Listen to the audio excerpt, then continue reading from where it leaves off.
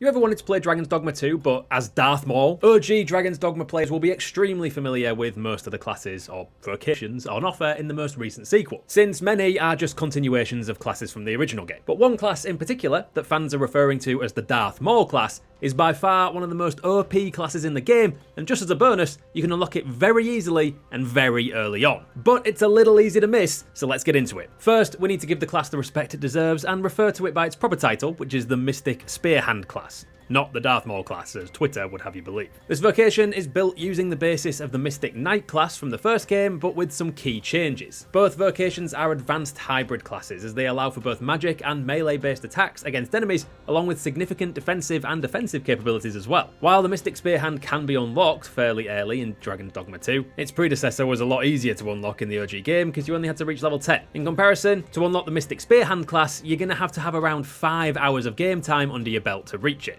Firstly, you need to reach Vernworth, the first major city of Vermund, in order to start your journey towards gaining the Mystic Spearhand class. Once you reach the city, you'll need to find and locate Brant, the captain of the Vermund's Guard, and have a chat with him. Once you do this, you'll be tasked with 3 missions to complete, but you only actually need to beat one of them in order to progress the story enough to unlock the Mystic Spearhand class. You'll be given the option to either complete the Monster Culling quest, the Deezer's plot mission, or the Caged Magistrate task. The choice is completely up to you, but the Monster Culling is probably the easiest and the quickest to complete, but whatever mission you decide to undertake, get it done, and once that's out of the way, make your way back to Melve by taking the Vernworth ox cart. During the journey, you'll experience a flashback of the good old times when the city was flourishing, as opposed to its all-round decrepit current state. But this doesn't last long, as you'll see the dragon that sets the wheels in motion for you to even become an Arisen attack the city and cause chaos. The flashback isn't just there for show either, as conveniently, when you make your return to Melve, you'll discover that once again the city is under attack by a dragon. Your mission now, should you choose to accept it, is to fend off the dragon and save the city, but luckily you'll have plenty of helping hands. One of them, Sigurd, has the Mystic Spearhand vocation that we're looking for. How you tackle the dragon is completely up to you. You have the choice of going all out and trying to kill it, for which you will be greatly rewarded with lots of gold and plenty of XP,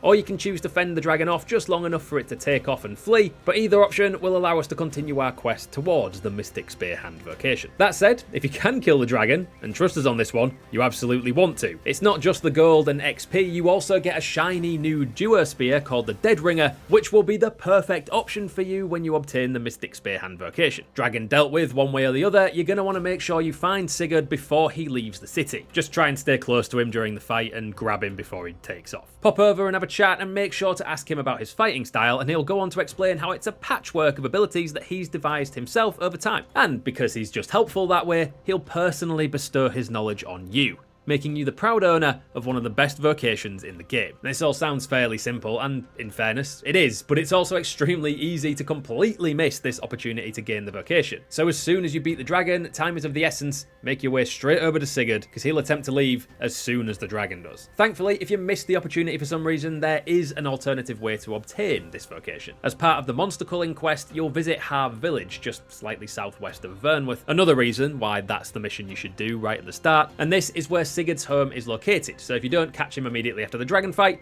pop on over to his house and have a catch up, and he'll grant you his knowledge anyway. If you didn't manage to slay the dragon during your battle to save Melve, you'll be gifted with a basic Initiate Spear to use along with your Mystic Spearhand vocation, and that's all well and good, but the Deadringer is definitely the upgrade you want. This weapon is extremely OP early on, since it has high magic and high melee damage in comparison to the basic weapon you'd otherwise get, so it's obviously worth the extra effort if you fancy trying to take out the dragon. With your new OP class and weapon in tow, you'll easily be able to take on a variety of beasts, from dragons to griffins and minotaurs as well. There is, however, a slight downside. This vocation is unique to you. None of your pawns will be able to use the hybrid vocation to live out their Darth Maul fantasies. That honour is reserved specially just for you. And there you have it, you have one of the best vocations available in Dragon's Dogma 2, but as you can see from this video, the game does not hold your hand, so you'll need to make sure you have a good source of guides to help you out along the way. So make sure to subscribe to the channel, as we'll be releasing a ton of Dragon's Dogma 2 content, and while we've got you here with us, YouTube is recommending the perfect video for you from our archives, so why not check that out here.